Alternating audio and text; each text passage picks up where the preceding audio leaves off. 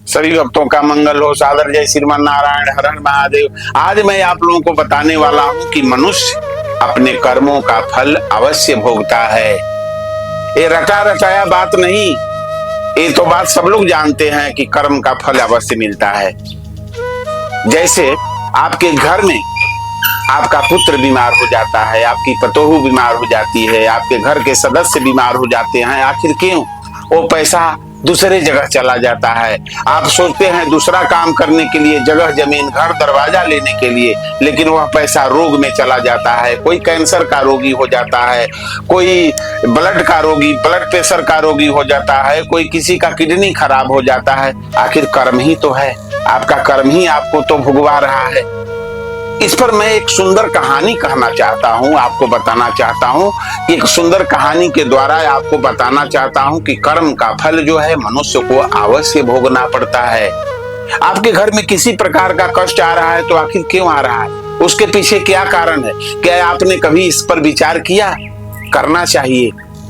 कर्म का फल भोगना पड़ेगा, चाहे मनुष्य हो, स्त्री हो, पुरुष हो, बच्चे हो, साधु हो, सन्यासी हो, सबको भोगना पड़ता है।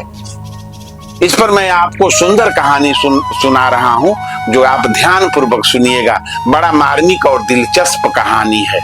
एक समय की बात है, लालपुर नामक एक गांव में सुखदेव नाम का एक दरिद्र ब्राह्मण अपने पत्नी और अपने एक बेटे के साथ रहता था। बहुत गरीबी में वो जैसे तैसे अपना जीवन यापन कर रहा था। सुखदेव भगवान शिव को बहुत मानते थे, मन ही मन हमेशा उनका नाम जपा करते थे। तो वही ब्राह्मण की पत्नी बहुत ही ज्यादा धूर्त और लालची थी। वो हमेशा किसी न किसी बात को लेकर पति से झगड़ती थी। ब्राह्मण की पत्नी ब्राह्मण से कहा कि इस गांव में तो हमें कोई भिक्षा भी नहीं देता, आप दूसरे गांव में जाकर भिक्षा ही क्यों नहीं मांगते? इस तरह दरिद्रता में हम कब तक जिएंगे?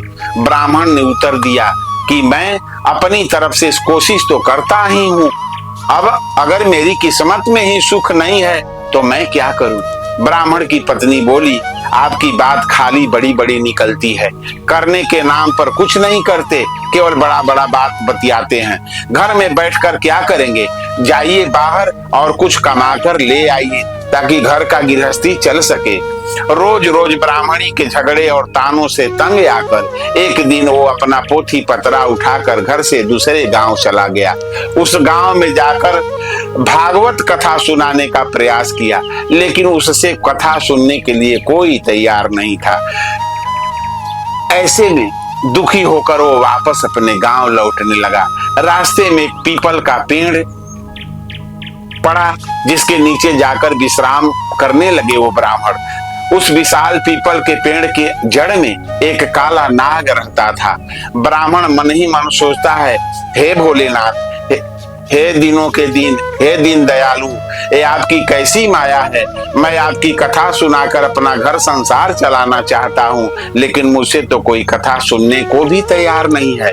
मैं क्या करूँ? प्रभु, अब तो आप ही मुझे कोई रास्ता दिखाओ। हे प्रभु, मैं यही इस पीपल वृक्ष के नीचे बैठकर कथा कहता हूँ और आप ही मेरा कथा को सुनिए, क्योंकि और तो कोई सुनता नहीं है। ये सोचकर ब्राह्मण वही अपना पोथी पतरा निकालता है और विधि पूर्वक कथा कहना प्रारंभ करता है। ऐसे में पेड़ के जड़ में बैठा वो नाग कथा सुनने लगता है। पूरी कथा को बहुत ध्यान से सुनता है। जब कथा समाप्त होती है तो बाहर आकर ब्राह्मण को एक सोने का सिक्का वह नाग देता है और फिर वो कहता है, नाग ब्राह्मण से कहता है कि तुम रोज यहाँ आकर कथा कहा करो, तुम्हें और कहीं जाने की जरूरत नहीं है। मैं तुम्हें रोज एक सोने का सिक्का दक्षिणा में दिया करूंगा, लेकिन ये बात तुम किसी से कहना नहीं। ब्राह्मण को नाग देवता समझाए। ब्राह्मण उसकी बात मान लेता है। नाग के जाने के बाद वो भगवान शिव को धन्यवाद देते हुए कहता है कि प्रभु, आपने तो मेरी जिंदगी ही बदल दी। मैंने आपसे थोड़ा मांगा, आपने तो मेरी झोली भर दी। आपकी महिमा अपरंपार है प्रभु। अब वो ब्राह्मण रोज सुबह सवेरे वहां नहा धोकर आ जाता और उस नाग देवता को कथा सुनाता और रोज वो एक सोने के सिक्के लेकर घर जाता। बहुत जल्दी वह दरिद्र से अमीर बन गया। अब उसके पास किसी चीज का कोई कमी नहीं थी।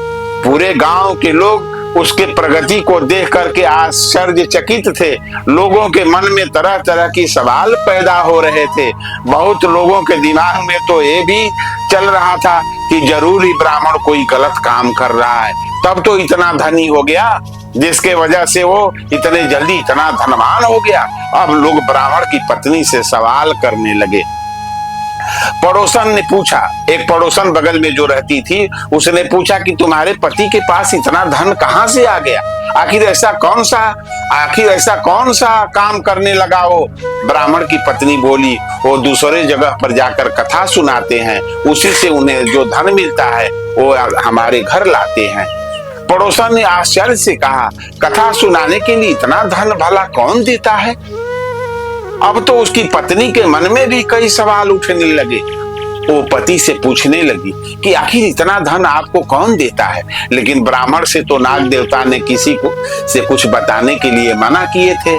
ब्राह्मण देवता बताना नहीं चाहते थे, इसलिए वो कुछ नहीं बता पाए। लेकिन उसकी पत्नी तो उसके पीछे ही पड़ गई होगी, जिससे ब्राह्मण सोने के सिक्के के बारे में उसे बता दें कि वो कहां से आता है।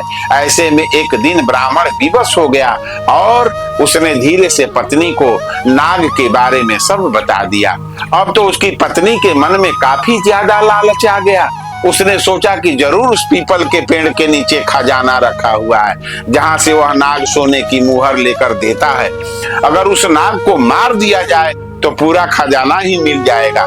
इसलिए ब्राह्मणी ने अपने पति को खाने में, जिस दिन सुबह ब्राह्मण को कथा सुनाने जाना था, उसी दिन उस ब्राह्मणी ने पति को खाने में नशे की दवा मिला दी, जिससे सुबह को उसकी नींद ही नहीं खुली। और उसने अपने जवान बेटे को उठाकर कहा, ब्राह्मण की पत्नी अपने बेटे से कहा, सुनो बेटा, वहां पीपल के पेड़ के नीचे रोज तुम्हारे पिताजी कथा कहने जाते हैं, जिसे सुनने के बाद एक नाग सांप आकर उन्हें सोने का सिक्का देता है। उस पीपल के पेड़ के जड़ में जरूर कोई खजाना दबा हुआ है।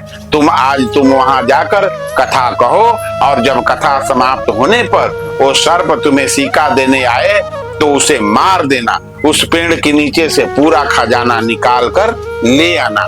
बेटे को भी लालच आ गया और वो पोथी पतरा लेकर उस पीपल के पेड़ के नीचे जा पहुंचा और जाकर कथा कही। जब नाग देवता सिक्का लेकर उसे देने आए तो उसने नाग पर फावड़े से, लाठी से प्रहार कर दिया, जिससे नाग का पूंछ कट गया और वो किसी तरह बचकर वहां से निकल गया।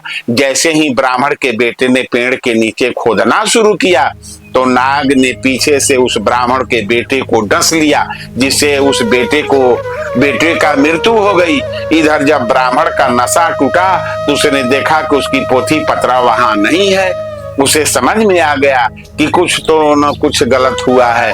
वो जल्दी से पीपल के पेड़ के पास गया तो अपने बेटे को मृत देख करके बहुत दुखी हुआ। अब उसे सारी बात समझ में आ गई थी।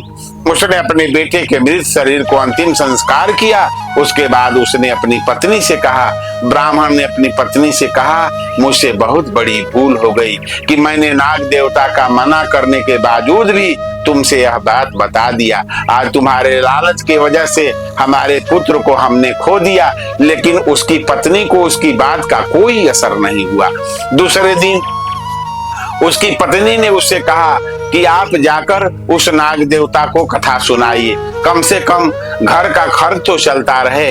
पत्नी की बात से विवश होकर वो अपना पोथी पतरा लेकर फिर उस पीपल के पेड़ के नीचे गया और कथा कही। कथा समाप्त होने पर वह नाग बाहर आया और उसने ब्राह्मण से कहा, नाग ब्राह्मण से क्रोध पूर्वक कहा, तुम यहाँ से चले जाओ ब्राह्मण, तुम पुत्र के मृत्यु से दुखी हो तो मैं अपने पूंछ के खोने से बहुत बड़ा दुखी हूँ। मैंने तुम्हें पहले ही मना किया था कि ये बात तुम किसी को मत बताना, लेकिन तुमने मेरे साथ विश्वासघात किया। मैं तुम्हें श्राप देता हूँ कि जो संपत्ति तुमने मेरे द्वारा अर्जित की वो सारी संपत्ति नष्ट हो जाए। नाग के श्राप से कुछ दिनों में ब्राह्मण फिर से दरिद्र हो गया।